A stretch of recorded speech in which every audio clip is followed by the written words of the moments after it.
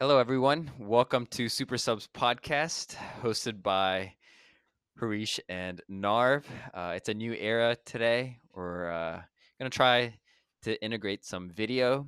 Uh, but again, it's a podcast where it's two brothers talking about all things footy, drop takes hotter than a manager's seat after a 5 game slump, and discuss who deserves our prestigious award of Super Sub of the Week. It's all football talk that feels like you're here right in the room with us. So lace up your boots and we're getting underway. Uh, Elite. I like it. That was elite. all right. So first off, we gotta say cheers to new beginnings. Coming out with a new logo too. I got my diet root beer here. Diet cheer wine. Fans, tell us which one's better. Um, but Narv, you know the drill. Who's your super sub of the week? Super sub of the week. This one I found it a little tricky. Because I really wanted to pick one from the Madrid game. Um, on the Madrid side, but they ended up losing. Uh, but I still think like he was a complete game changer. So even though he was on the losing side, I'm gonna go with super sub being Arda Güler for Real Madrid. I think that game just showed that he's deserved way more playing time than he's received this year. I feel like he's been really hard done by Ancelotti. That's a great pick because I had the same exact player. I thought he completely changed the game when he came on. Um, and yeah, to your point, it's kind of mind-boggling that he doesn't get the minutes that he deserves, and he probably could have made even more of an impact. But there were a lot of chances where they just ignored Goulet. Like he had a few wide open opportunities. Ones that come to my mind is when Vinny should have crossed it to him. We'll talk more about him and Brahim Diaz too. That one shot that went for like a throw in. He had Goulet right there, top of the box. But yeah, he came in, instant impact, assist from the corner too. Always on the money, like you had said during the game. Mm-hmm. But I have another shout if I'll let Goulet be your pick. yeah, My other option was actually Manuel Ugarte. Um, I thought he had a really good cameo when he came on versus Bournemouth. I know he's credited with the assist, but uh, it's kind of like a lucky assist. But I mean, apart from that, I thought he had a really good cameo, breaking up play.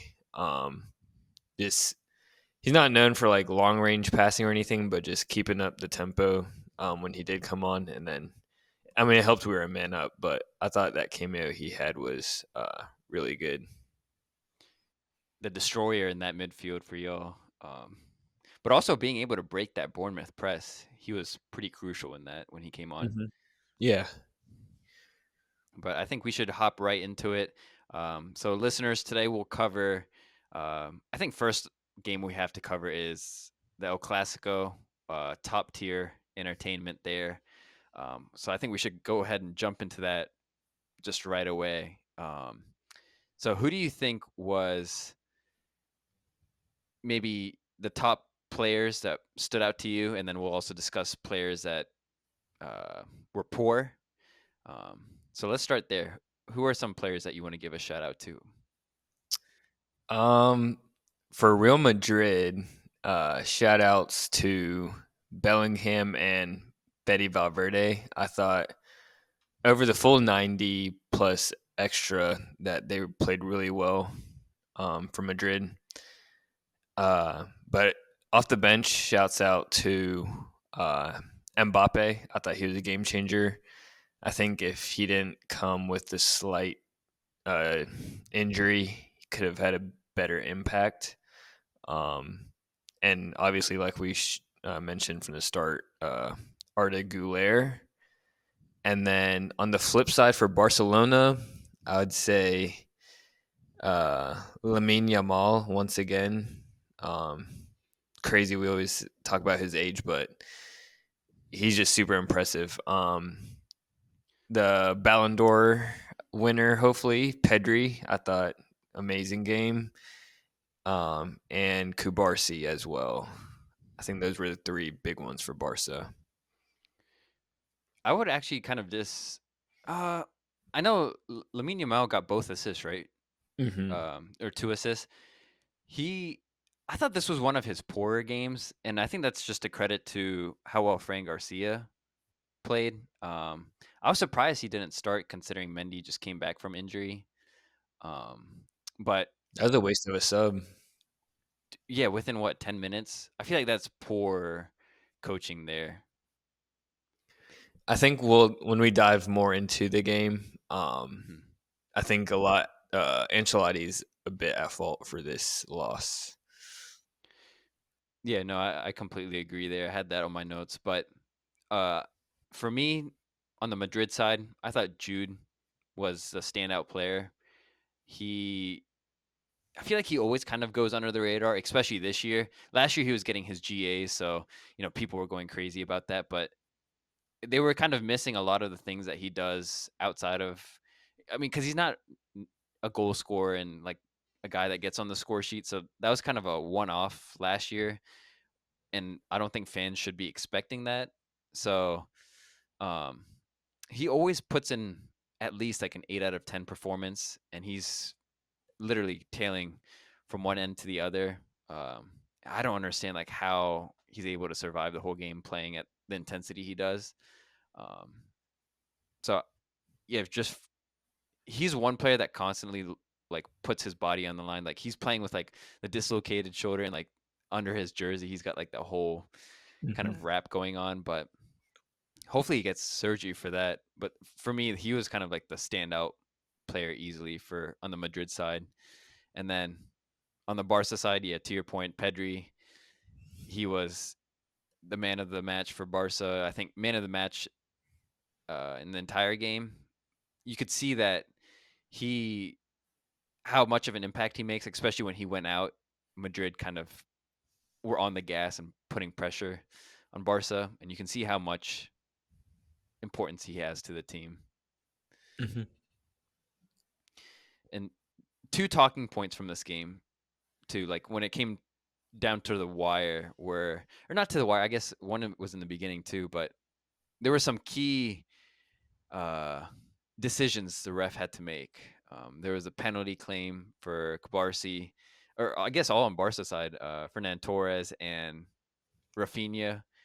Uh, what The did you think? Rafinha one was a clear dive. I think Kubarsi, I think could have been called. Would I think it would have been kind of soft if it did get called, just because I feel like it happens quite often. Hmm. Um, but the Fernan Torres one, I think Rudiger got away with it a bit. What were your thoughts on that one? I thought that was. Yeah, I think Rudiger got very lucky.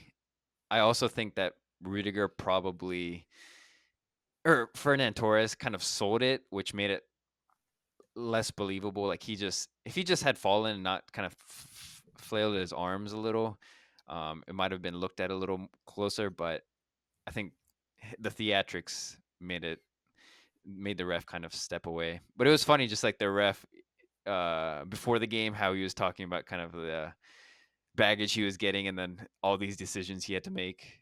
He was breaking down in tears. I was like, bro, it's not that serious. Yeah.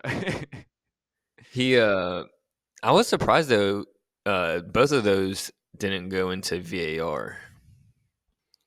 Yeah, I think the Rafinha one, that one took a while, but the more and more you looked at it, it was pretty obvious that it was like a dive. And it was so unfortunate that it was like Raul that was in that situation because he was having a great game. Well, both Raul and Rudiger, I would say, were having excellent games. Yeah,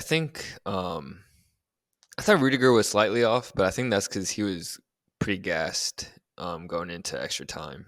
But that would have been a really crappy way to have lost it um, through the PK on like a uh, theatrical dive.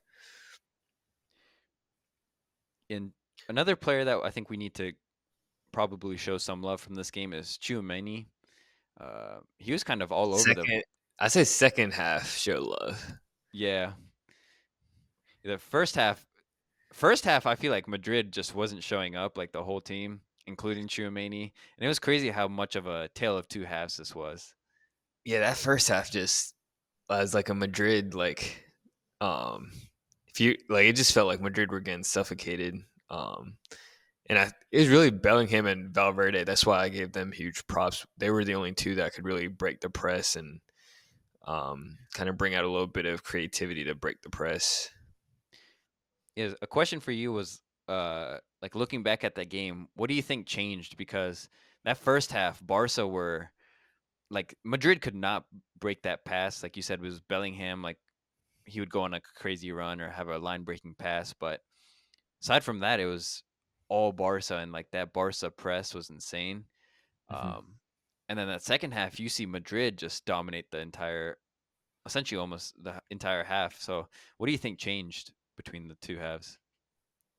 Honestly, I think it was Mbappe. Because I think I know Mbappe is better as we've mentioned throughout, like as the left wing. Um, but I think he can play the alternative striker role. And I think for this system to kind of work, like they need the designated like target man. Like just working with like false nines and stuff just doesn't work for him. And I think that's why we've seen Vinny at his best when like he had Benzema, and I mean Benzema's world class, but like even when Joselu was on the team, like having like a uh, target man striker, um, like it just brings out the best of him as well. So Yeah, even against Arsenal, that second leg, Madrid were putting in so many crosses, but they didn't really have a target guy to um, like get on the end of the headers. But that would have been a perfect situation for like Josh Salute to get on hmm the end of those. exactly, yeah. Um, I know we talked on kind of players on both sides we gave props to. Uh, and Arda Güler, I think we kind of touched on in the beginning, like absolute game changer.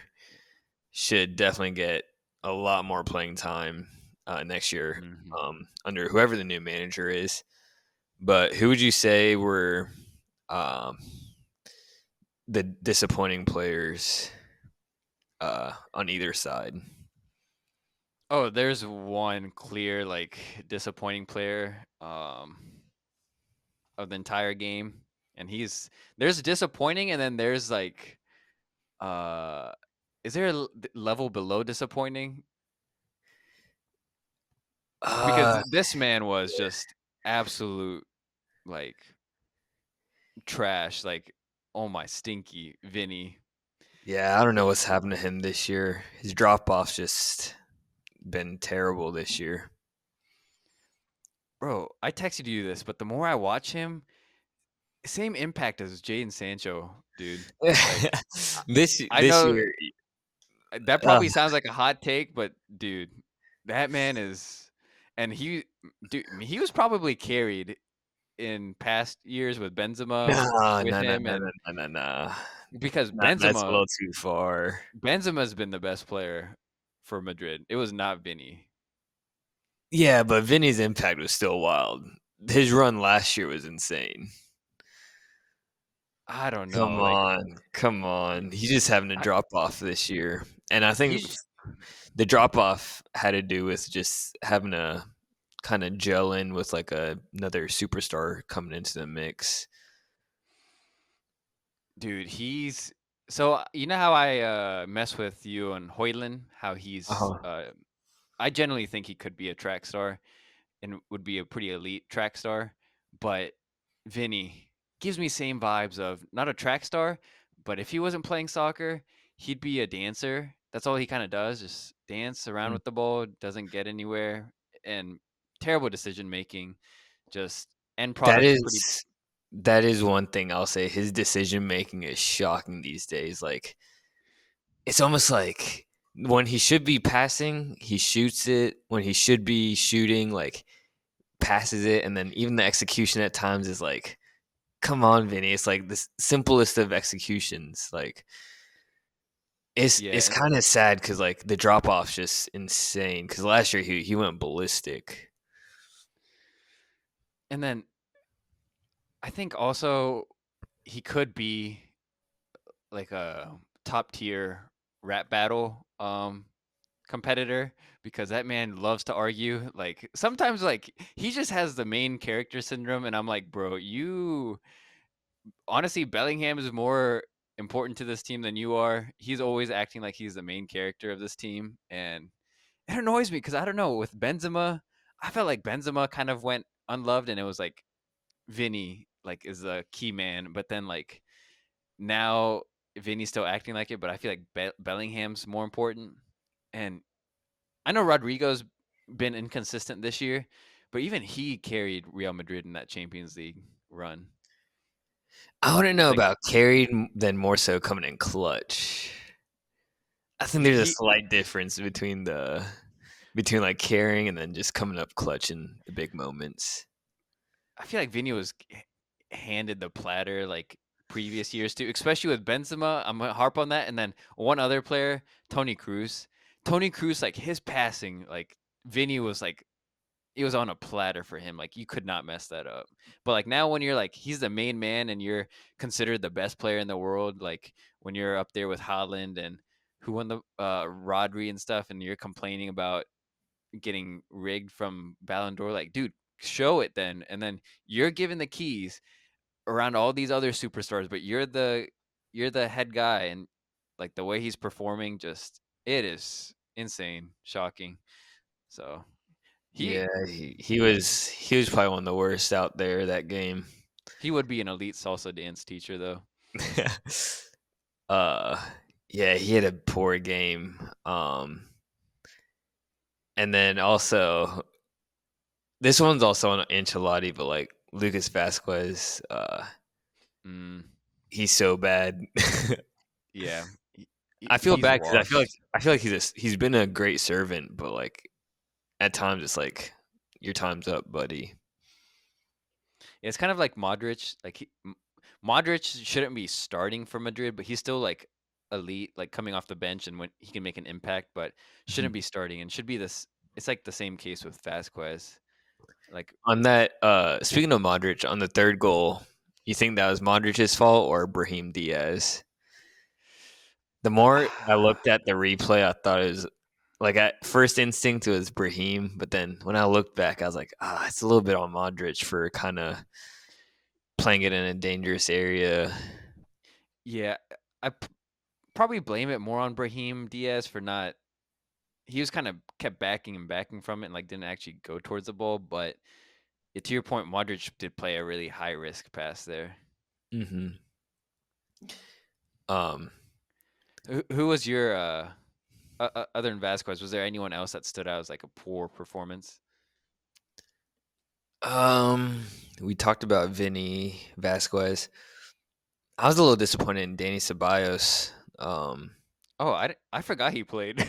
Yeah, he didn't do anything really. And then one player I felt bad for was Courtois because I thought he was having a really great game until the mm, Fernan Torres goal where didn't need to come out at all. yeah, and on the Barca side, I feel like maybe Rafinha was slightly off in this game. For his standard, maybe it was poor for just the form he's been on, but I Mhm. wouldn't say necessarily that he had like a terrible performance.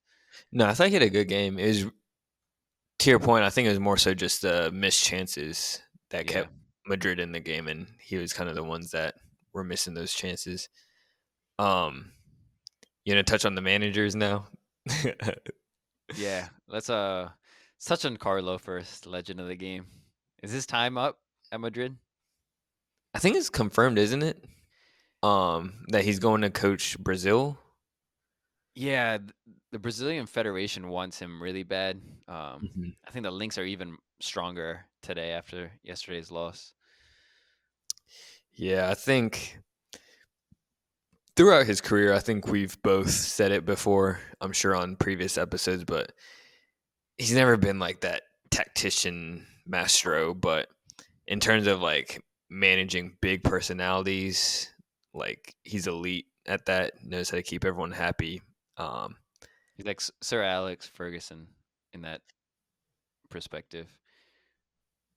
Sir Alex had some tacticians. We'll touch on those later. We'll touch on those in the future. But Ancelotti got no tactics. Yeah, that's fair. And I think some of the subs he made were head scratchers this game. Yeah, especially Endrick coming. Endrick almost. I feel like he cost them that loss at the end there. Just some of his Yeah, decision making. that trick or not? Yeah, I guess he was trying to trick pulling that off, or let the ball roll to get past the defender. But then that was literally like that mistake pinned Madrid back defensively, and then ultimately where that goal came from started from Endrick. And that one like pointless shot he had from like 25 exit yards out. range. Yeah. Yeah, I was like, bro, come on.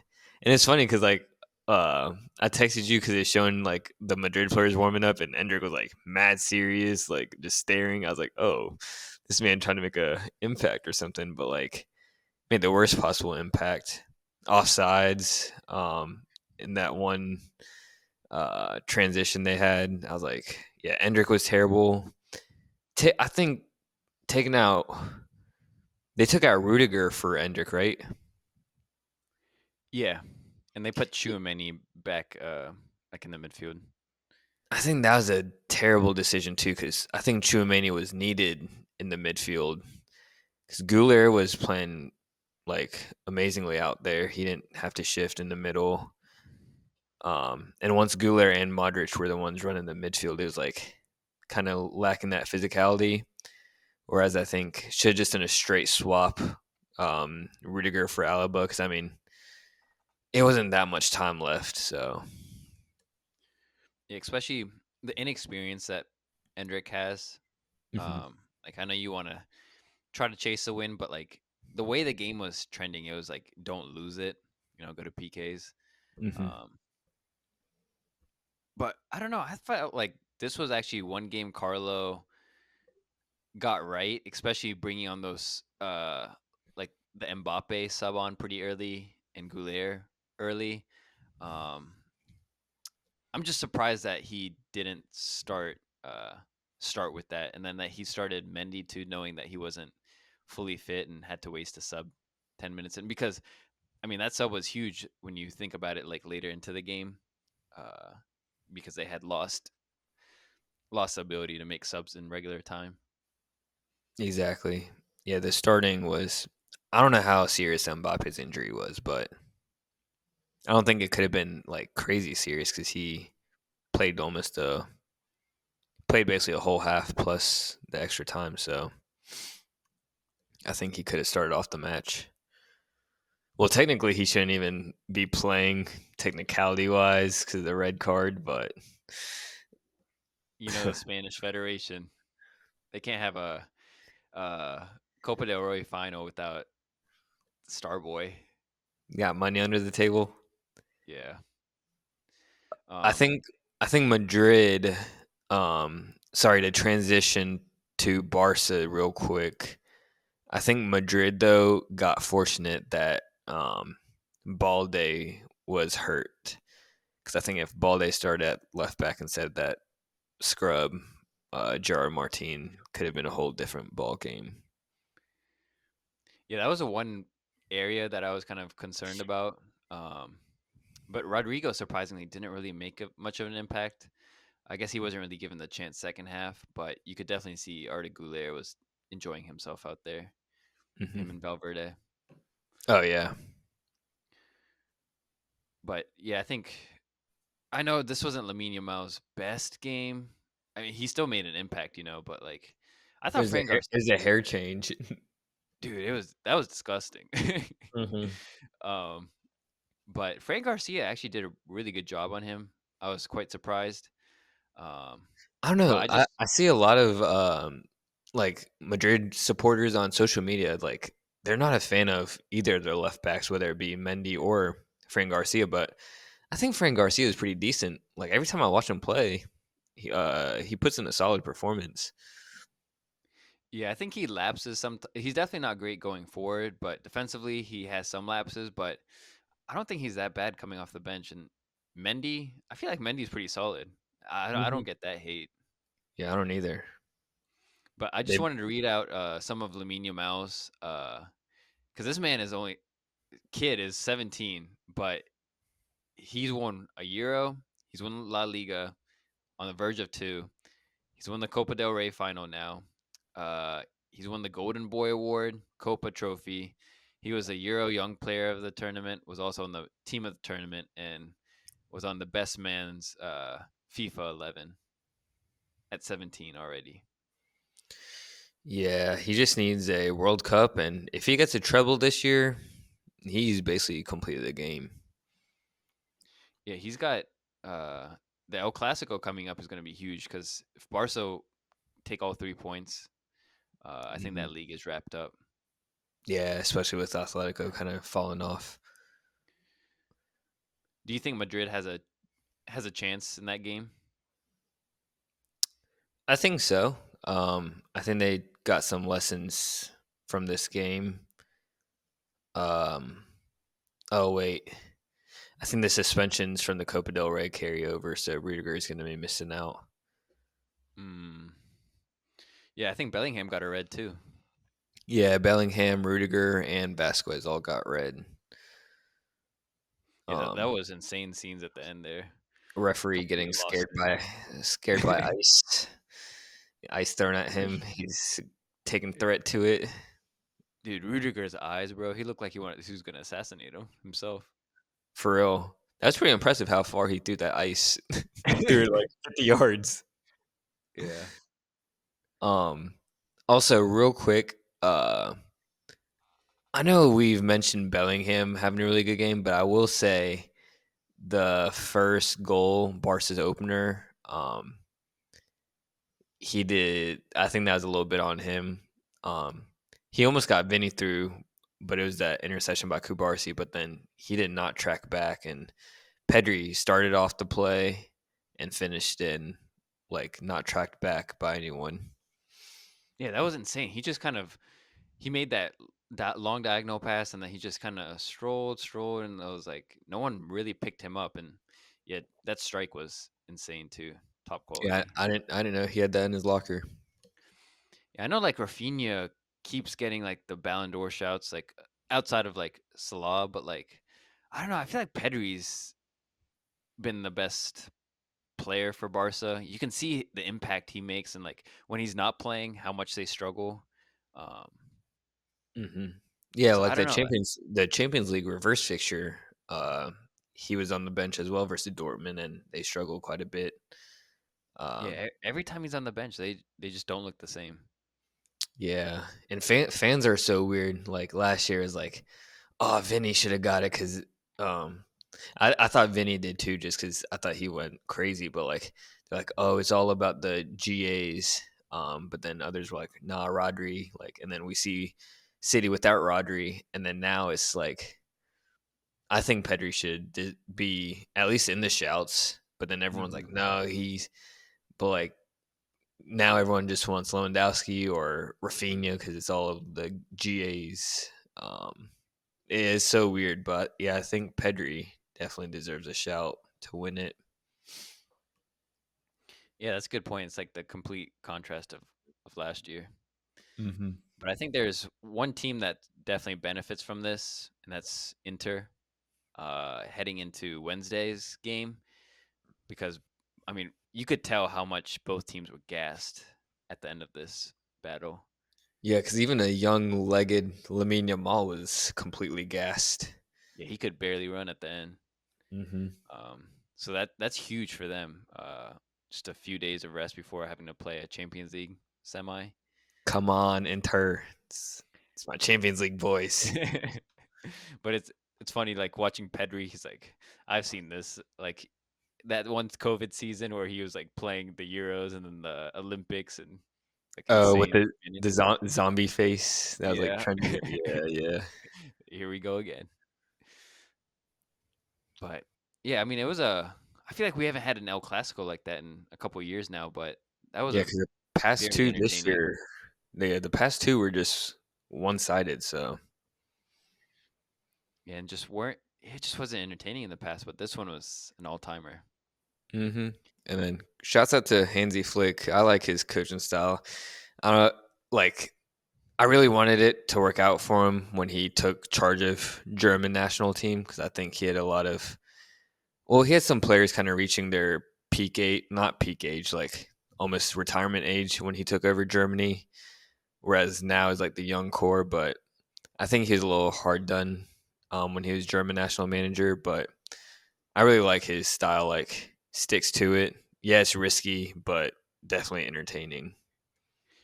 Yeah, it's crazy how they don't adapt, or how he doesn't adapt, because that high line is gonna come back to bite him, and it almost did in this game. Uh, where Real Madrid, they let him off the hook, and um, they were called offside. But like even when they were 1-0 up, like you got to be a little more defensively like strict there. Hmm. But should we move on to some of the Premier League games here? Yeah, let's do it. All right, so yeah, the few that we'll touch on for those listening, we'll do Chelsea, Everton game. We can go into that one first, and then touch on United. Uh, they're tied today, and then maybe just some FA Cup games, other games around the league, and then wrap it up with games to watch this coming week. Oh, and we But got to talk about the official Premier League champs. oh yeah, that game too. Can't miss that one. So we'll start with Chelsea. That game. Uh, Nicholas Jackson finally on the score sheet again after, I want to say, 4 months he hasn't scored. Um, But but that includes the injury, no? yeah, that does include injury where he was out. But you could tell he's been like desperate for a goal, and so he looked super relieved today when he scored. Um, but I think the best player for us was probably, I want to say, Pedro Neto. He was absolutely cooking on the right side. Like Linkovic had zero chance against him. Um, Robert Sanchez, surprisingly, Milinkovic. He plays for Nottingham, bro. I know who you mean. You mean um, Mikalenko. Mikolenko, yeah, Nah, I nah, I get know what the you mean. Yeah. Eastern European boys mixed up sometimes. Nah, you're good. um, but again, I think we were lucky to come away with a win. Well, I feel like we deserved it, but that 1-0 lead is so, like, it's just on a thin rope, and we let Everton back into it. They had a few really good chances. Robert Sanchez made some really good saves. So we just, like, once we get a goal, we got a goal pretty early into that game. We just kind of let our foot off the gas, and that's just been the whole story of our season. Yeah, this game, I'll be honest, was a little bit boring. But I think that's just because the way Everton plays. I mean, they've been more entertaining under Moyes. But in this one, I felt like they reverted back to sitting back slightly. Um, Hmm. and y'all kind of were playing with them a bit more, playing on the front foot. Uh, I died when it was. I forgot that Enzo was Maresca was out this game because of the touchline ban. Because him and Caballero look so similar. Oh uh, yeah. but I will say Pedro Neto, to your point, looked good, as well as I thought Madueke had a pretty good game as well. They both look really Oh threatening. yeah. And I feel like defensively we were pretty good. Caicedo, surprisingly, right back. I was a little worried just because a few times he's played out in the right, he's struggled, but um, that man just cleaned it up. And then um, And the it's element hard. in Jai is a tricky player to go up against. Yeah, So he was pretty quiet all game too. Um, but it just comes back to the question of, like, the nice thing about Caicedo though when he does play right back is Enzo clearly just has him invert a lot of times, and you know how elite he is in the middle. Hmm. Um, so it's like You got an interesting extra because like man. yeah, but then like Reece James, like he's an elite right back. So like assuming Lavia like stays healthy, like is that something that we're gonna do going forward? I don't know if I would like prefer Caicedo over Reece James in that position. Yeah, I don't know. Reece James, I feel like he's never like fully fit these days. Um, so that's just like the biggest thing is getting him like fully fit to getting a full 90 under his belt. But um, I was surprised Malagusto kind of got left out, unless he was injured. Yeah, I know he's working on some fitness things, Hmm.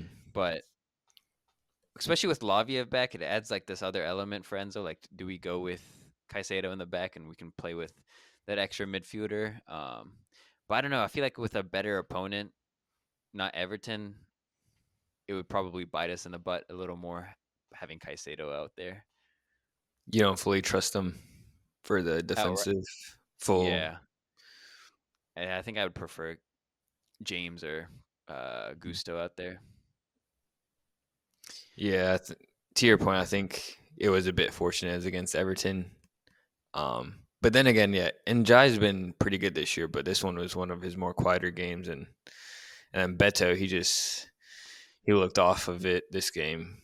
Hmm. Looked like it was the first time he was kicking ball. His touch is going everywhere. Um, and then just shout out to Chalaba too. I thought he looked really good. I mean, Beto's a pretty big dude, so he was able to handle him pretty well. Manhandled him, but yeah, it's just crazy to think like Chalaba, like we originally didn't want him and stuff, and had him at Palace, and like now he's kind of starring for us every game. Yeah, that is crazy. Could have been playing in the FA Cup final though. Ah, Poor FA Cup Chalaba. hype. But yeah, not much else really that I wanted to touch on this game. Anything else you wanted to add before we jump over to United Vitality Stadium? uh, that Robert Sanchez save. That was a his saves when he does make the camera saves. Like I feel like he'd be doing the most with his dives. The shot was kind of low key straight at him. I felt like the Dwight McNeil. the Yeah, down to his right. That was Yeah, elite. you think so? It was I a thought quick that was a little reaction bit for too, the. but I thought it was a little for the cameras. I was like, Mr. Lightskin. yeah, he does do a lot for the cameras. Even when it's some of the most simple, like kind of be like right here for him to palm, Mhm. he'll just kind of like do it for the photos, and then he'll Get like that. jump. He'll do like sometimes he jumps over the ball. Yeah, he's goofy. Uh, He looks so funny with like bald head too. He looks hmm like a Wii character. For real, like the default Wii character you get. Yeah, the guy that you box. Exactly. Yeah, But that was a big point for you guys because um, I think if you big 3 points, because I think if you guys tied, um, you would have been at sixth place, just a point above Villa. yeah. It's crazy now that like Nottingham, considering they do have like a game in hand still, but they were sitting comfy like that Hmm top three spot, and now they're out of it. Yeah, I'm kind of glad. Just I'm not a huge fan of the way they play, even though it's kind of worked. They're Yeah, just they not just have. as enjoyable at times. Yeah, I do enjoy like their players though. Like when they Hmm do play on the counter, like it's fun to see them Yeah. thrive. But Oh, they're when they electric on the counter. Yeah, I think they're the lowest possession team in the Hmm entire league. Their average possession I was reading was sub 32% per game. True. Yeah. The lowest in the entire league. That's crazy. Yeah. But yeah, let's move on to the Vitality Stadium. Um, Got the United training kit on. I think we should let's talk about it with the first half, and then we'll segue into the second because, like the Madrid game, I felt like this was a tale of two halves. Um, I guess where do you think what went wrong in that first half for you guys, or why did you guys look so poor? Um, it's a little bit of Mazarawi playing that wingback. I just not a fan of him playing that wingback role. Uh Again, just Hoyland, just he's not at the Premier League level. He's got lot of learning to do. I still think he can do well. It's just he just needs a veteran gunman he can learn from. Um, like I thought Cheeto coming on had a few created chances for himself more than Hoyland did really all game. Um, so that was another one. And even Cheeto, like his cameo, like he didn't have much time, but he still created a few good chances. hmm And then lastly, I thought um, I like Dorgu. I know he's still young, but his final products, man, he's really got to work on some of the deliveries because he'll get in good positions. Works really hard to get up and down the field, but that final cross just not at that level yet. Yeah. And I think in the first half too, probably comes down I don't know if I blame Amarin, but definitely improvement in the second half came from, like you said, Ugarte, but in that first half, especially the goal that they you guys gave up came from that Bournemouth press, and we talked about it in past episodes where they've been elite at that. Like they're one of Mm. the best pressing teams, high press, but they just don't convert their chances. And you guys were like adamant about playing out from the back, and it just came back to bite you. And that happened a few times. Bournemouth didn't capitalize, but the Semenyo goal was well taken, but they probably could have scored another in that first half. So I don't know if that comes down to coaching or just players taking responsibility of, hey, like let's play it over the top. That's the best way to beat the press sometimes is over the top. Yeah, I But think it comes down to players at times because I think sometimes like yeah, you can listen to the manager, but at times you just got to have that instinct yourself where yeah, if you don't have any options, like you got to just abandon the plan. Like I like Amarim. I think he's done well sticking to his system, sticking to his style, but I think at times too players need to take accountability. Um, and to your point, I don't know if that comes down to the player itself or the manager. Um, but I definitely don't mind Amarim sticking to his beliefs because I think that was the thing we all kind of complained about Ten Hag was after the first two games of his start at United, like he kind of threw away his philosophy and kind of just adapted to the Premier League itself than what he truly believed. yeah, and when you're hired as like a manager like that, I feel like they hired you because they want you to bring in your thinking and philosophy. So why do you kind of change? Mhm. So I don't know. I felt like it's got to be a little on him too to recognize that Bournemouth, like they're so good pressing high. So why are you guys trying to play out like that? Especially that goal was just poor. Um, Mhm. and then a player that for me that stood out for United that was like on a different level again today was Bruno. Bruno Just Fernandes. Fernandes.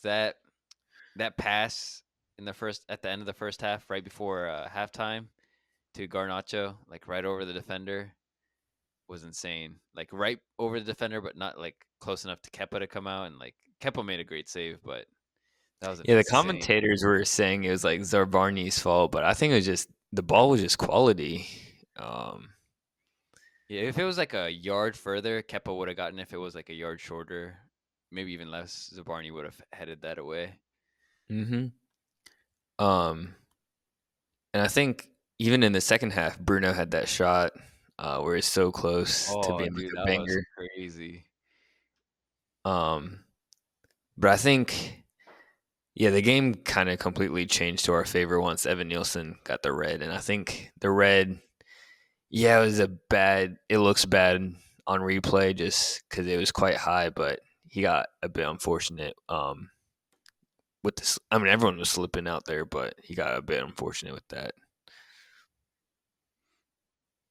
Yeah, because even Tyler Adams had a similar tackle in the That first one half. looks, I thought that was worse than Evan That, Nielsen's, like on that's what replay. I thought. Yeah. Um, but you could tell both of those guys were just kind of they were going for the tackle, but they kind of slipped, and it made it look worse than it really Hmm. was. Yeah. Um, Speaking of Evan Nilsson, do you think? Because there's always the debate about players tearing up the Portuguese league and then coming over and like to La Liga or Premier League, Hmm. and they're just not good. Yeah. Do you think he's legit? I I think know he's so. not. He's only at what, like 10 goals, 9 or 10 goals in the league. Hmm. What do you think about him? I like him. I think we've talked about him before where like, yeah, he hasn't got the GAs, but like the work he puts in, like pressing wise, even tracking back at times, like he puts in a shift a lot. Um, and then it's always he's great at link up and hold up play. So like I feel like he does a lot of good things that don't appear on the stat sheet, which a lot of people judge strikers off of. So I really like him as a player, and I mean, 25 still, I still say that's relatively young. So I think he still has time to develop um, into like his full potential. Yeah, that's the one thing. I feel like we haven't seen his full potential, um, or consistency. Hmm. But you see glimpses of like, oh, he's quality. Yeah, but that's a good point because a lot of people from the Portuguese league, um, that is the case once they get their big move. Like even Darwin Nunez, there's a player in there. It's just the final product's bad in his part. Um, like I feel like his link up plays, the run he makes are always great. Yeah, that's what I worry about with Evan Nilsson is like if he were to be on a bigger stage, um, like not on Bournemouth, but if he was like, let's say he was on Liverpool, we see these glimpses of Evan Nilsson because we don't watch them week in, week out, but like whenever we do, he looks like a solid player. But if he was on Liverpool, like would he would we be speaking about him like the same as Darwin Nunez, you know? Mm. Yeah, so I think, and that's a good point you brought up about Portuguese league translating to the bigger leagues, respectively. Um, a lot of people, uh, a lot of the United fan base, like they want. Obviously, we need a striker, and a lot of people, including myself, I think, want Osimhen. But I've seen a Mhm. lot of people saying like, I don't think I wouldn't mind Jokeris, especially him working with Amram in the past, but a lot of United fans are quite actually against getting Jokeris for that exact reason. For that reason. Hmm. Yeah, he's different though. He's because he had some experience with Brighton. I know he didn't get much playing time, but also in the championship, he was tearing it up. He's like one of the Yeah. leading. He might have been the leading goal scorer, or him or Ivan Tony. Hmm. So I feel like he has some experience within England, but uh, yeah, we'll see. Because I like Evan Nilsson's game times. He's just not consistent. So I'm hoping he's not like doesn't disappoint or comes like a bust. Yeah. Exactly. But last we have to touch on like Semenyo too. That strike. It's crazy how good he is with both feet. Yeah, I was about to say he's so two-footed, um, and he has the ultimate like uh, player career journey. like, um, I think he was Arsenal reject, Chelsea reject, one of those. Went to Bristol, and Damn, he now could have been a Chelsea Bournemouth. product. I forget where he started off his like youth. I think it was one of those. Mm. Um, And he represents Ghana, right? And not England. mhm. Yep. I like that when players do their like true. homegrown like nationality. Oh yeah, for sure. Um, and then another player I was impressed with for Bournemouth was Semenyo. He was born in Chelsea, England, um, Hmm. but youth was Bristol. Okay. Uh, And then he went to Bournemouth right after. Youth Bristol, then played at Bristol for a while, and then Bournemouth.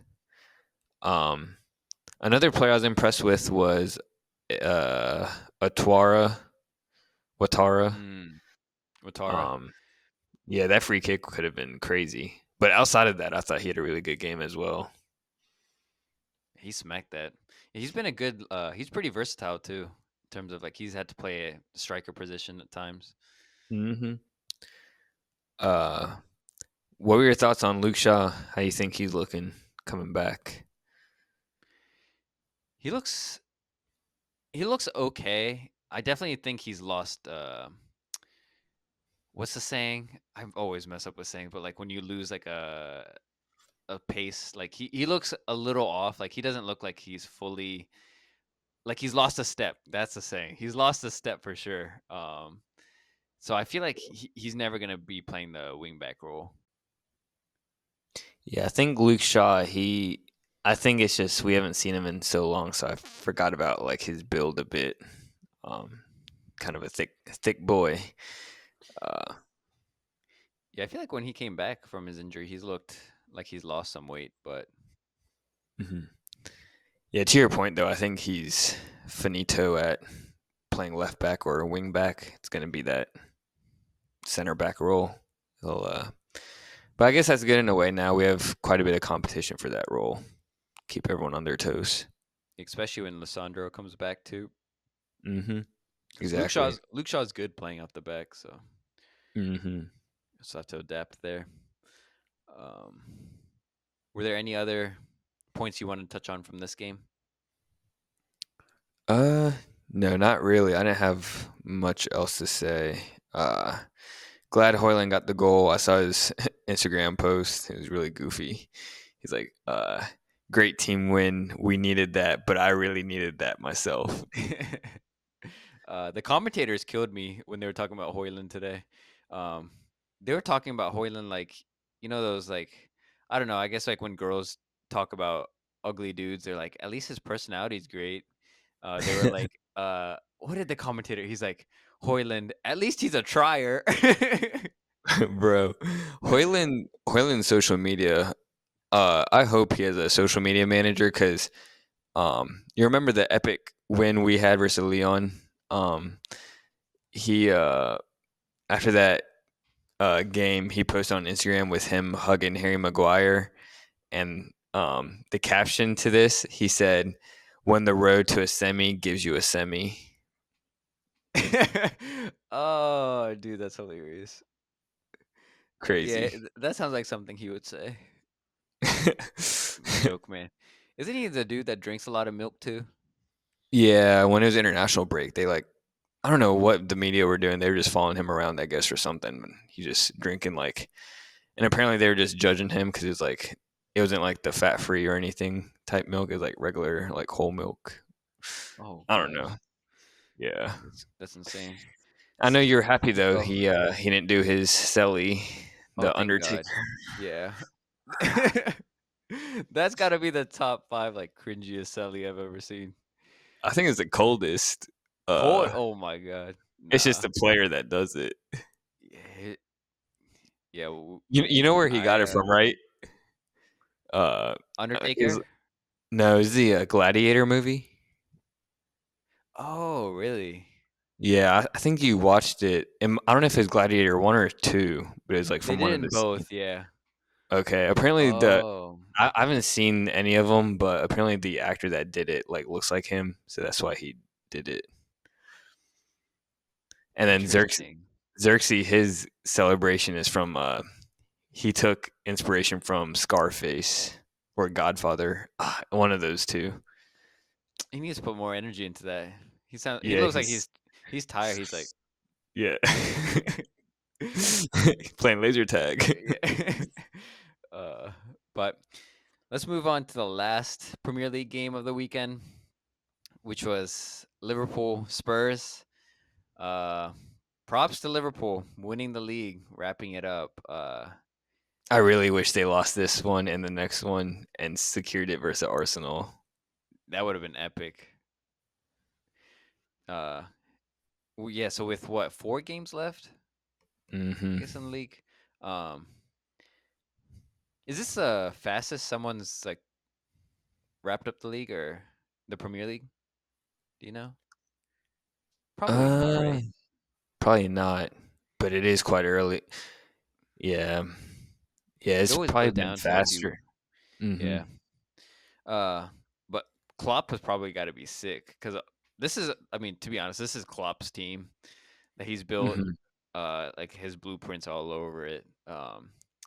And then also like Klopp not winning it with what like 97 points that one year, uh, Yeah. and then 92 points, and then to like Mhm. win it in 2020, he had to get what 99 points.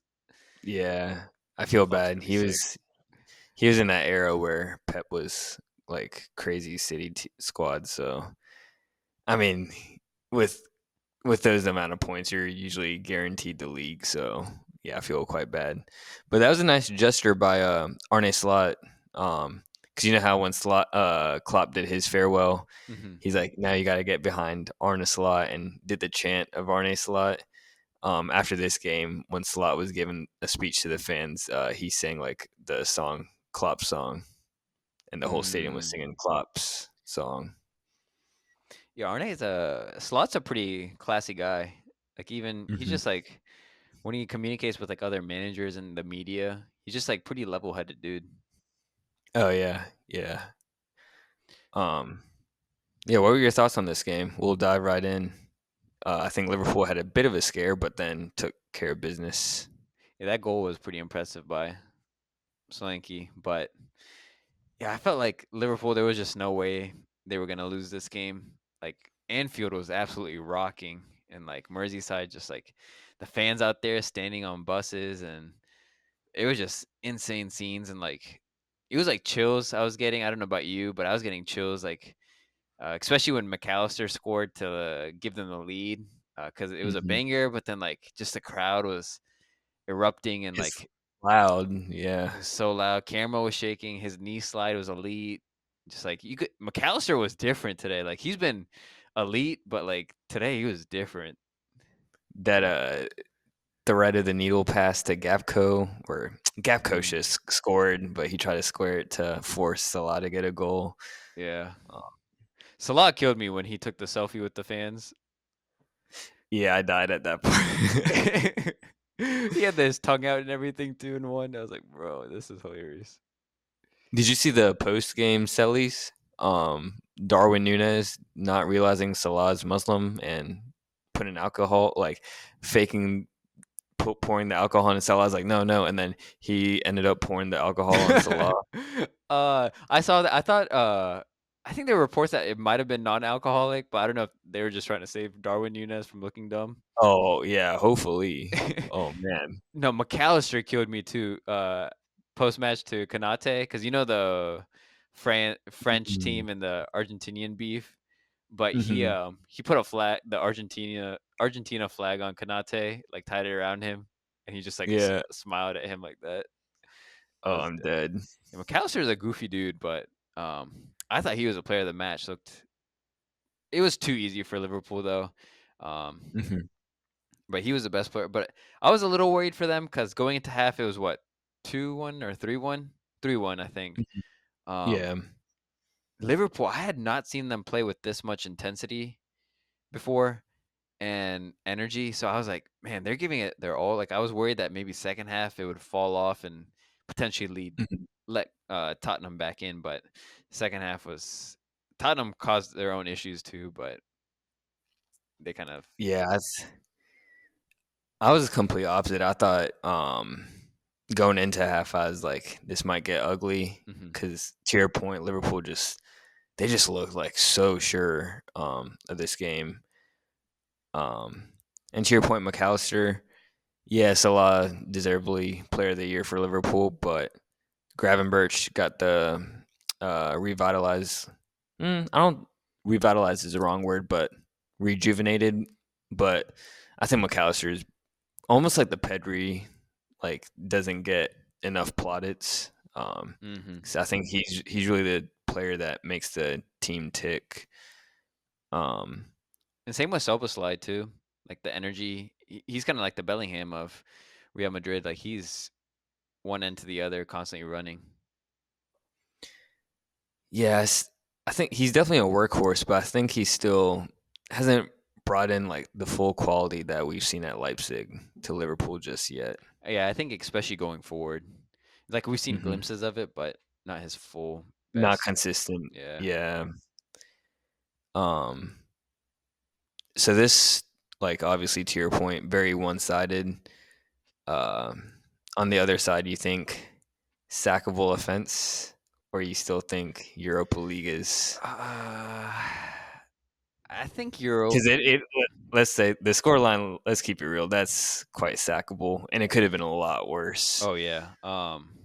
It's the commentators sometimes like I'm just like shook by the stats they're able to pull out of their like notes. Like they were like this could get ugly. Tottenham's largest loss uh was against Liverpool and it was 7-0 in 1978. And that was the year that Arne Slot was born. I was like, bro, what? And then like Salah scored too, and they're like, this is a monumental goal. Salah, his 200th goal, um, with his left foot. I was like, what?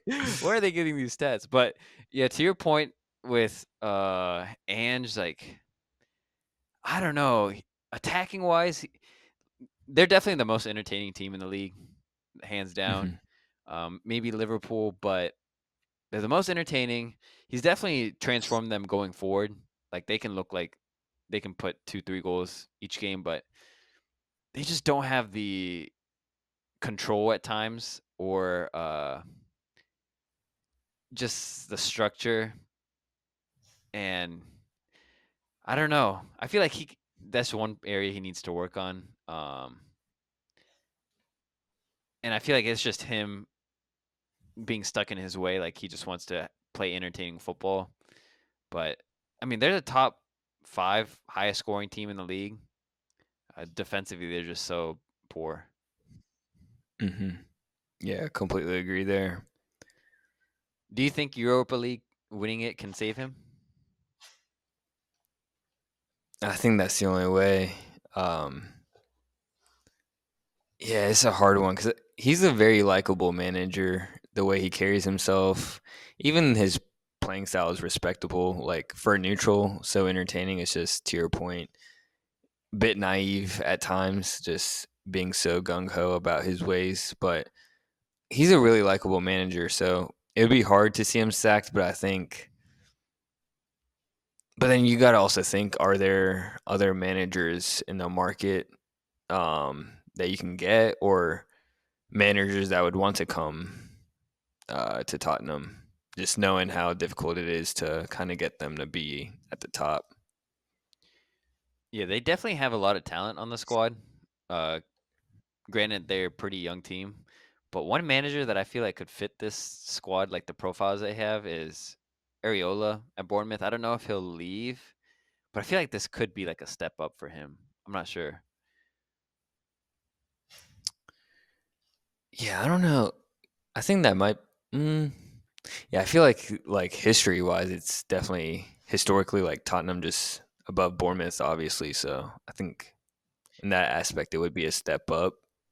Uh, but the way he's brought Bournemouth up, I don't know if it's and nowadays, like I don't know if it's a step up or just a lateral. Yeah, exactly. Like who's to say that Tottenham's like still a big team? You know. Hmm. Just like United, we're not really a big team. Jokes, uh, joking. were there any other takeaways from this one? No, I didn't have much takeaways, but um, just wanted to touch on this game, just given that Liverpool are officially champs now with the dub. So as much as um, it's kind of weird because like I feel like some people like just with the history, you're forced to hate Liverpool, but it's like they have a lot of players that are likable. Mm-hmm. Whereas like City is actually the team where I despise. Um, Even like Arsenal, just not a fan of them. Whereas like Liverpool, like historically, yeah, we're rivals, but they're such a respectable team because they actually have quite a bit of players that I enjoy watching. Yeah, and I mean their personalities too. Like, how can you like hate Salah, or like Gak, but like their personalities. McAllister too. Like he's such a likable player, and he's like solid player. Mm-hmm. Um, but Gakpo, dude, pulling out the Kaká celebration, the shirt too. I was like, Uh, oh, dude, that's classy yeah. cuts there. Mm-hmm. Um, we just got to make sure that how many Premier League appearances has Chiesa made? We just make sure he gets enough to get the Premier League medal. Oh, I didn't even think about that. That's so true. Yeah, I don't know what's up with him. Because the few times he's made appearances for Liverpool, he's looked solid. Hmm. Yeah, I don't know. But they've got some dry powder there. Um, you're referring to narcotics? Dry powder. uh, um, I've never heard that dry phrase. powder, like dry gunpowder, right? Like I they're didn't ready know to that's a fire. thing. Dude, I mess up with all these Okay. like sayings sometimes, but I like when I Hmm. use them correctly, I feel good. But Yeah. but yeah, let's move on. We can quickly touch on the FA Cup games. Villa got smacked by Palace. Um, and I know we talk about Tillemans a lot, deservingly. He's had a great year, but that man Adam Wharton, man, he outclassed that midfield. Uh, I'm still not fully convinced on him, you know. no, I know. dude, I don't know, man. hit. I know last year was his breakout, and it was really the second half of the Hmm. year he broke out, and then I think this season, like first half, he was quite not bad, but just not up to par. Well, Didn't really put up to the levels mhm. of the back end of last year, and I think it's just maybe the few last few weeks where Palace have really caught form is when he's kind of come back to that level. Well, yeah, I think Or it's like, start of the season he definitely was slower. I think well he came back from the injury too, and then Palace in general just started off slow as a team. But the past 2 3 mhm. months they've been one of the hottest teams in the Premier League, and I think Adam Wharton during that phase has been top player. I feel like Like you still think he's warranted for like a big, like people were talking about him getting like City move, like he'd be a game changer for City. You think he still would be like warranted for like that type of move, City. or even like a big Yeah, move in yeah. I general? think mark my words here. 2026 World Cup. Adam Wharton's going to be a big feature in that England team.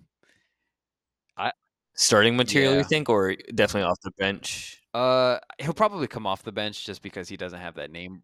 But you think he'll get the big Oh minutes yeah, like off the bench? because his passing abilities, like line breaking passes, I don't see anyone else for that England squad that can make the same passes in the midfield. Fair. Um, Fair. he's one of the best passers I've seen, like all of football, not just England. Yeah, his line breaking passes are Like nice. like That out of yeah. nowhere too. I'm a huge fan of this kid. Like if he came to, I feel like he could play for like a Chelsea, City. I don't know what it is about City. Like I hate when players go there because a lot of times their careers get ruined when they go to City. Hmm. I really wouldn't want him to go there, but like I could see him at like a Chelsea or something. He'd be elite. Yeah, I don't know. Maybe you see something I don't, but I don't know. Like I just don't see it yet. I see glimpses, but not at a consistent basis just yet. Hmm. What do you think he could like work on? A little bit of physicality, but I think that just comes with age maturity. Um, yeah, in a point, I think it is just playing in a Palace side where he doesn't have as he's got some talent around him, but it's like he would probably look better on like a bigger team as Hmm. well. 'Cause it is like kind of a mid-table club right now. Um, but really just physical. I think passing is definitely his best strong point. I think maybe the longer range passing, like switch of plays, work on that just slightly. Um, You know who he reminds me of, and you're gonna be hating, but is it a long ball merchant or not? Let's not call it a merchant, but like a long ball specialist. kind of, yeah. Yeah, Scalzi, he reminds me of Paul Scholes, Michael Carrick mix. And interesting. Hey, he's gonna be a crazy good player if that's the comp. dude, I mean, you see, like, if you think about it with England, they haven't really had a midfielder like that in a while. But I feel like him and Declan Rice together, whew, fire. That's a sexy midfield there. Yeah, yeah. I don't know, because people kind of force Foden into that mix of midfield, Yeah. but yeah, yeah, that'll be an interesting one. And I feel like physicality, I agree, he can work on that, but he's still able to win the ball pretty well. Um, but another midfielder, Eze, that strike was insane. First timer. All right, I might be sounding like a hater, but yeah, that strike was crazy. But like, he's also I know you've loved Eze like ever since he's joined the Premier League, but he just doesn't have like the consistent killer instinct. I feel like to get that move, and I think he is like 20, 26 is Hmm. still young.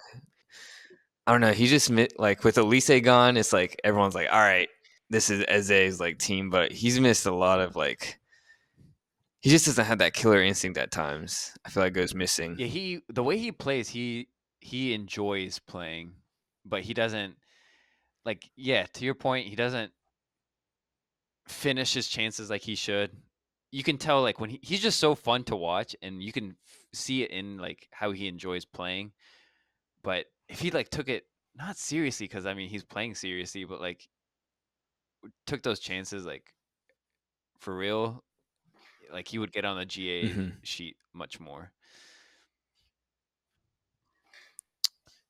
But Yeah, he. I mean, he has glimpses there.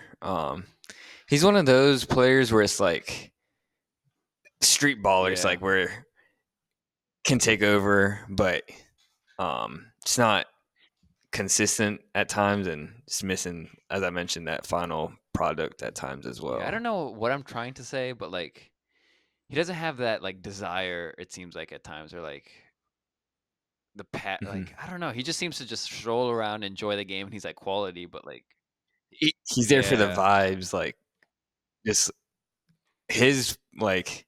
I'm not saying it's his case, but like at times the way he plays, it's like plays for the vibes and like just beating men with skill is like a win for hmm, him. Um, just how it feels at times. yeah. But this I mean, he's a joy to yeah, watch, but this I don't whole know if Palace he's. team is fun to watch though. Like even Mateta, you can't like hate on him. Like pure Barclay Oh stud. yeah, Like Sar like fits in. that's the old school. Yeah, Sar had some bangers too. This Hmm. he had that one long range. Uh, yeah, Monteta. He's a proper old school. You think he's a? I know a lot of people were saying last year purple patch. Um, you think he's a real deal? Yeah, I think so.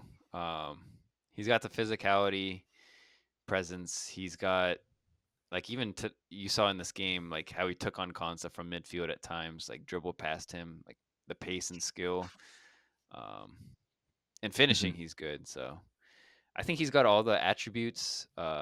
He's not like a top tier striker, um, but I feel like he's a good budget like striker. Hmm. Would he be a player? I know like He's United's linked to him too. Would you want him at United? It's a hard one, man. Let's save that topic for discussion towards the end because there were a few other Hmm.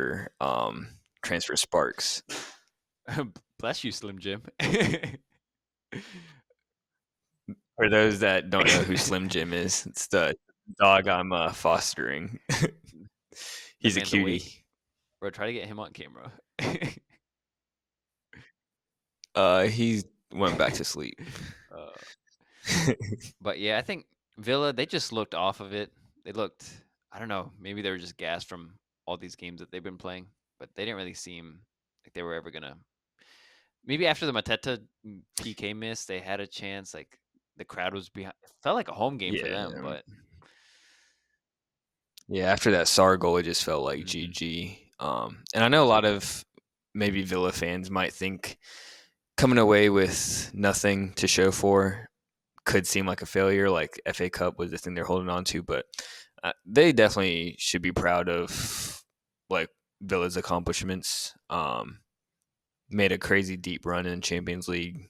I mean, they're still in it for top 6 in the league for sure. So I think they've, no matter how the season ends for them, I think they've had a really good year. Yeah, I mean, considering where they came from too, relegated, then came back up, and were almost relegated again, and now they're playing in the Champions League and potentially again qualifying for Champions League spot.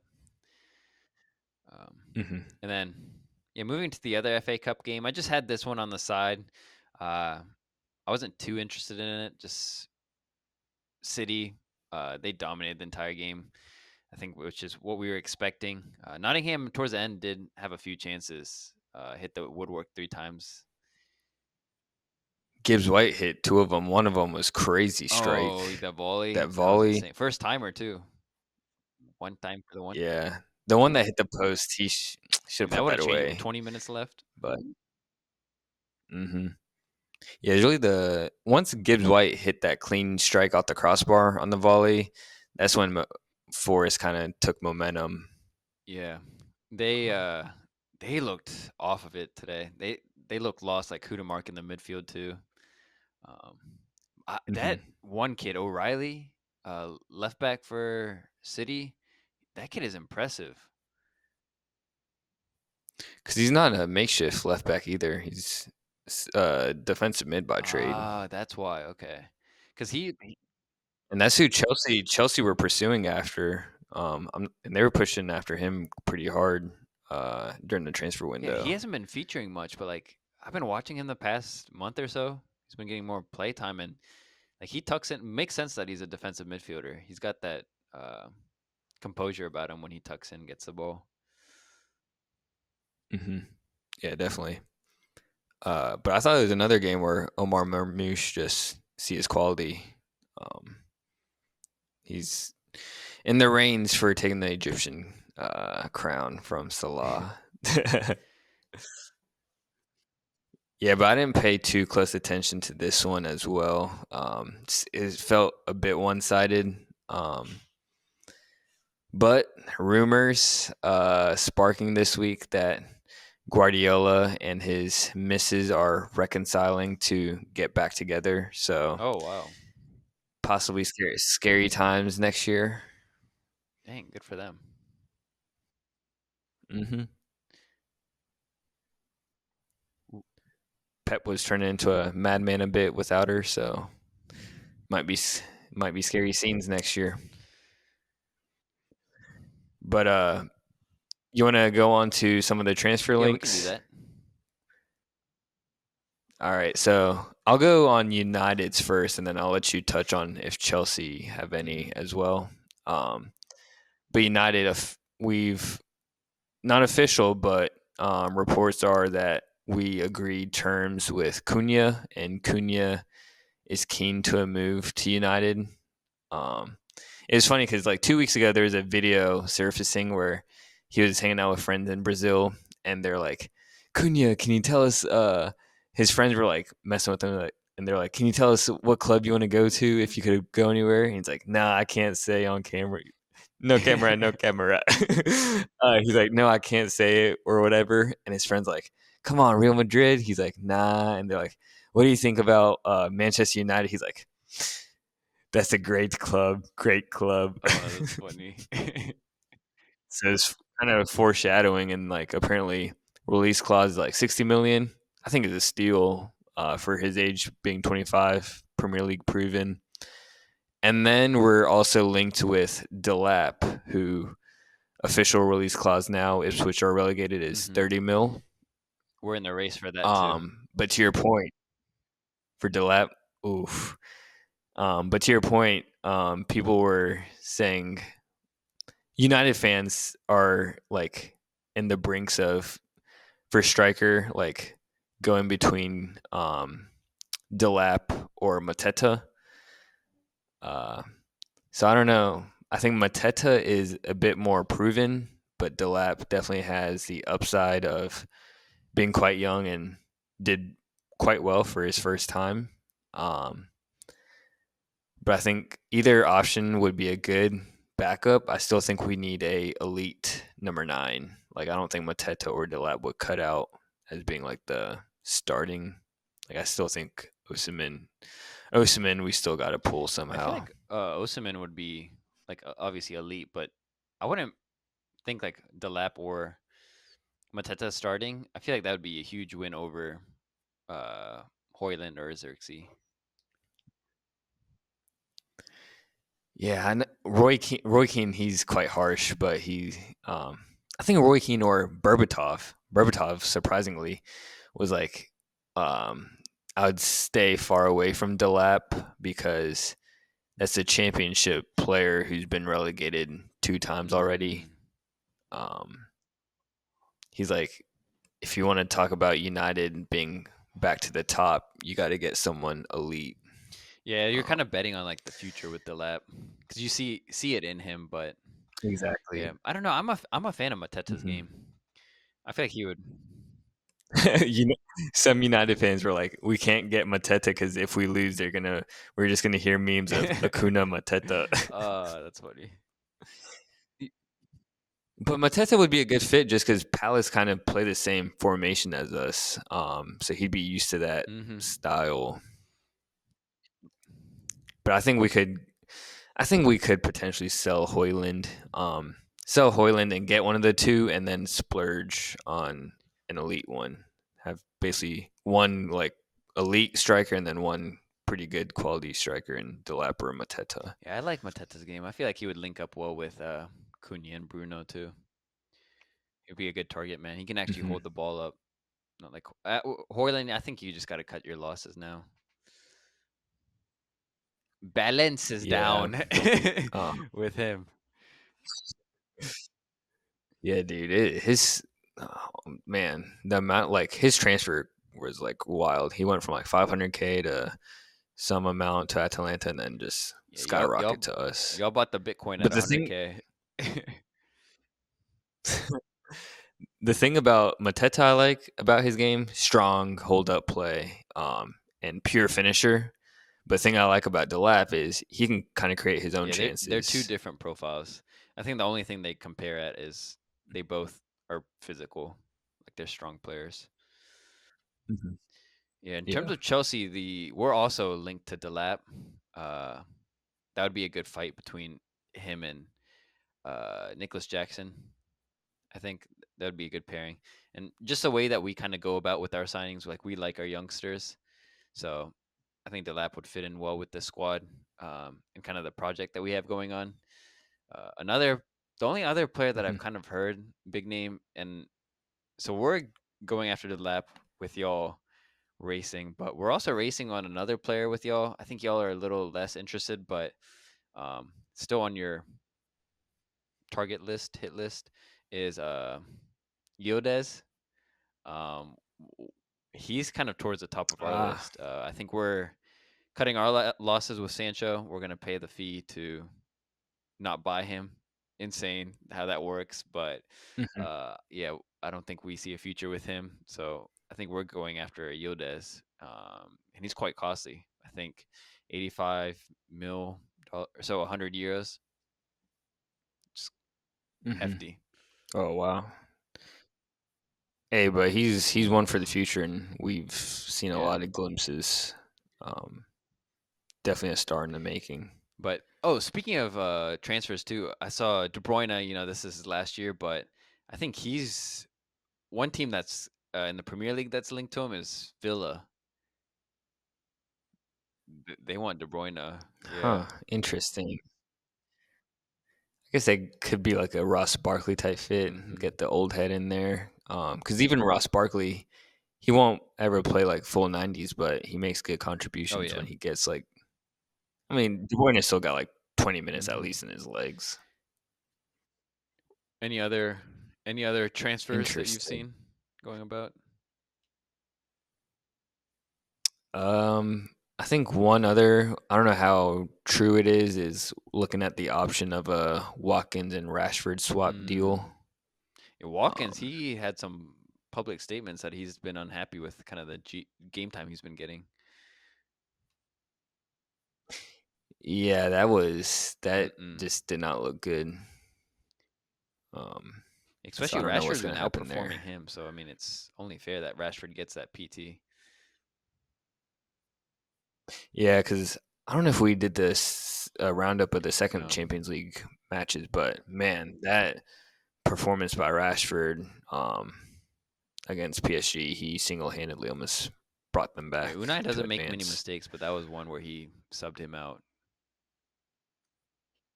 Hmm. Yeah. So yeah, there's a lot of rumors, but definitely Cunha. It looks like that's gonna be a matter of time, and then just it definitely looks like we're going for a striker, and then also just small rumors that we're trying to go after the Espanyol goalkeeper as a Onana potential Mm. replacement. Oh no. That So big Onana killed me moves. against Bournemouth when he was the tiki taka. But yeah, just speaking of some Oh other man. games across the world, though, shout out to Milan reaching the Coppa Italia. They smacked Inter in that second leg. So they'll be playing Bologna. And dude, Shouts out to Bologna, man. I've been impressed with them. Like, so I was seeing like some stats. So they've gone 55 years without a top five finish in Serie A, and then last year they Hmm. finished fifth, and they were in the Champions League.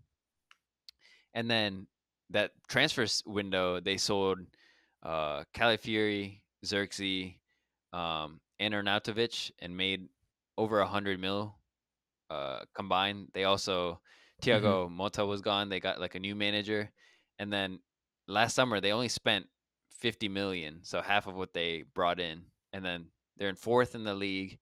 Um, and in 2025 they've only lost two games, and then now they're in the Coppa Italia final too.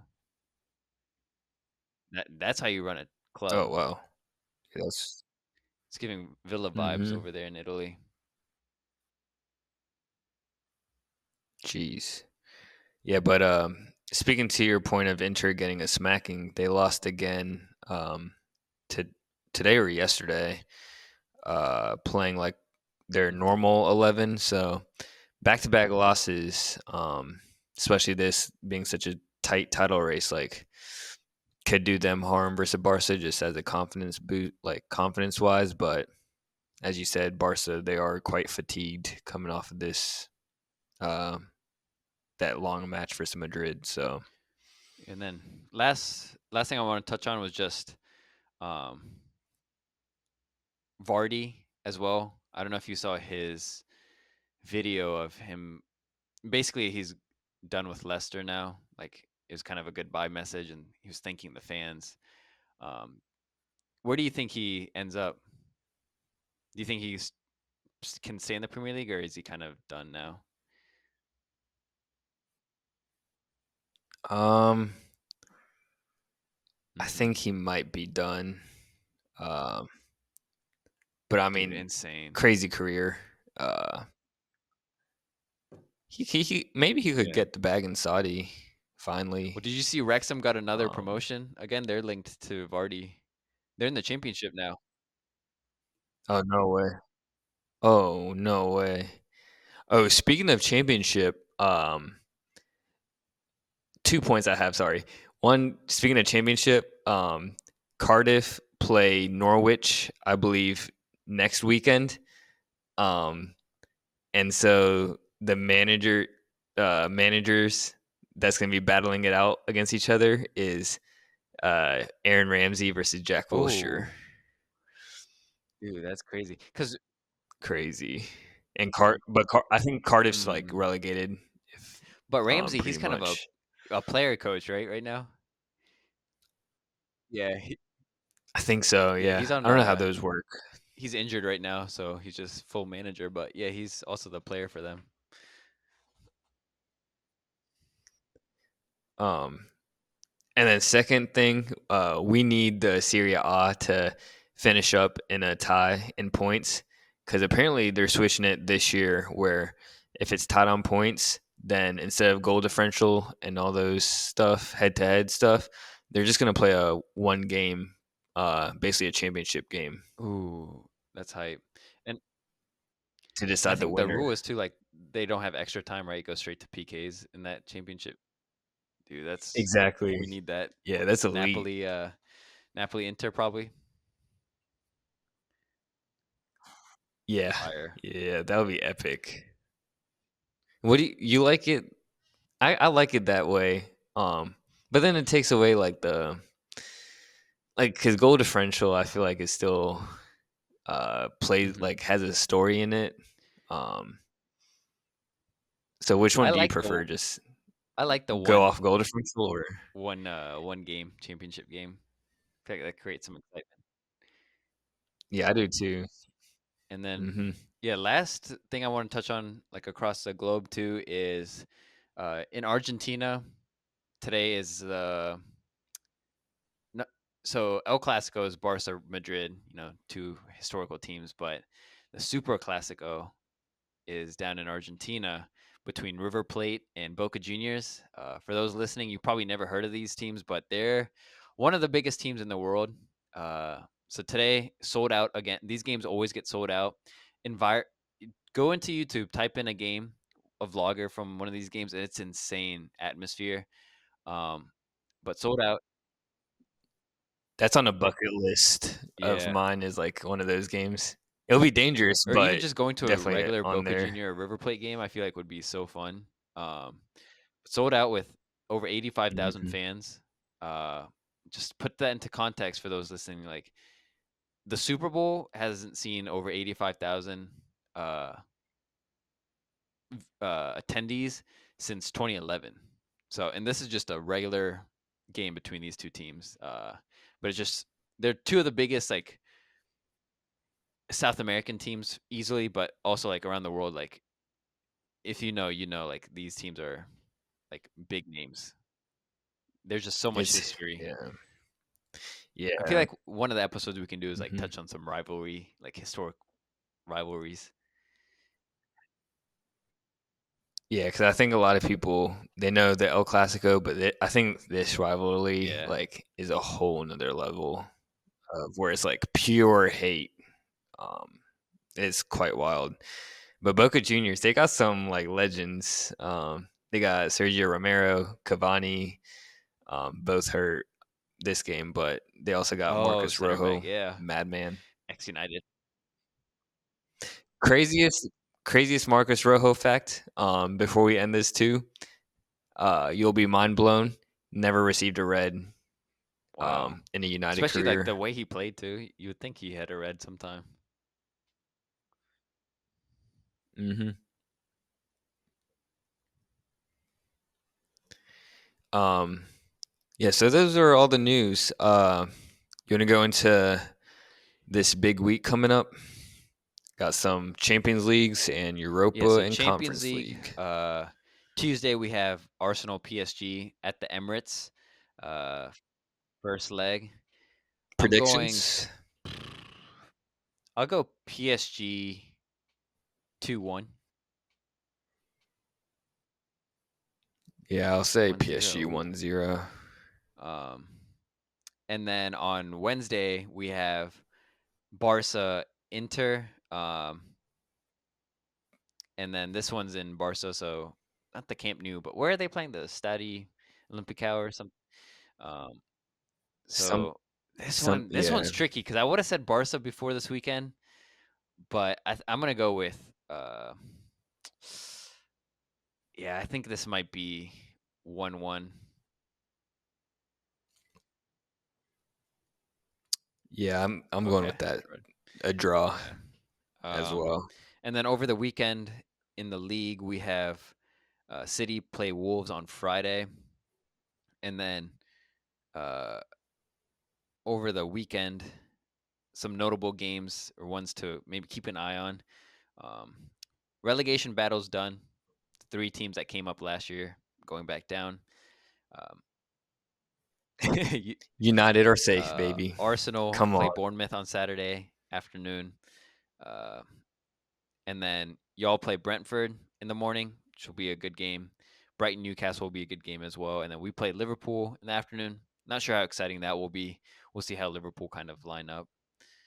Um, and then over on in Europa League, uh, is that on Thursday? Yeah, so Europa League.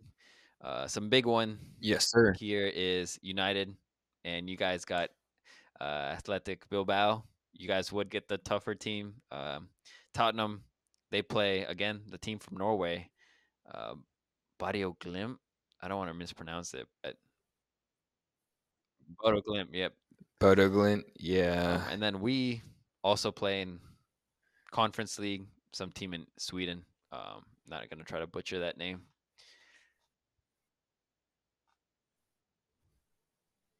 That other matchup in Oh, Conference League kind Fiorentina. of Yeah, that's spicy a good though. one. Real Forgot Betis to touch on that. Fiorentina.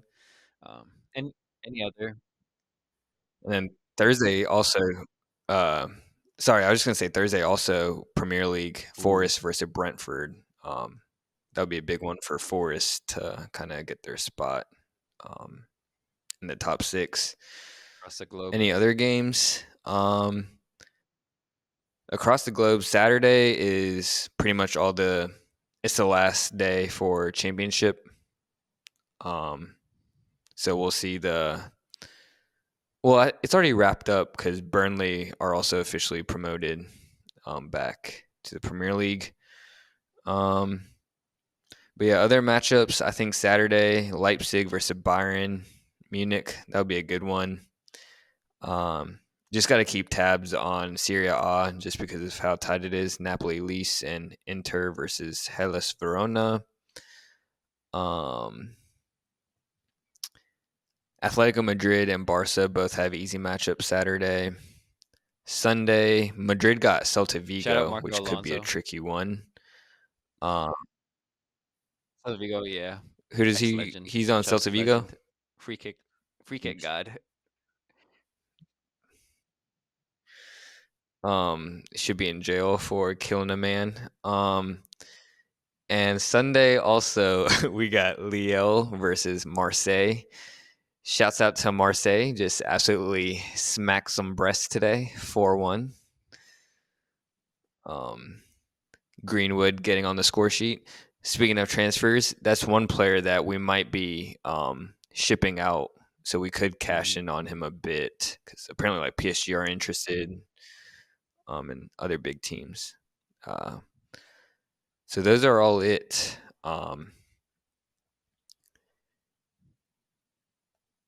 Yeah, just double checking. Sorry, one last one. Sunday, Real Sociedad versus Athletic Club. So that'll be a big one. Hopefully, that's a close one. Athletic Club, they might be resting a lot of players, but until then, um, thank you all again for tuning in. We'll be back next time to talk a bit more footy, highlight some game-changing super subs as always, and drop any other spicy rumors or any derbies that happen. But hope you enjoyed this episode. Make sure to subscribe and drop a rating. We are on Yep, and YouTube. Apple as well now and YouTube. So check us out there. Maybe when Harish puts up the IG post, he can kind of send a link or the username to the Yeah, and YouTube, share this so you with guys as can many check out. people as you can, But whether they're trying to get into the game, like you know, or just if they're also diehard fans like us. Um, try to share with many people. will help us a ton. For sure.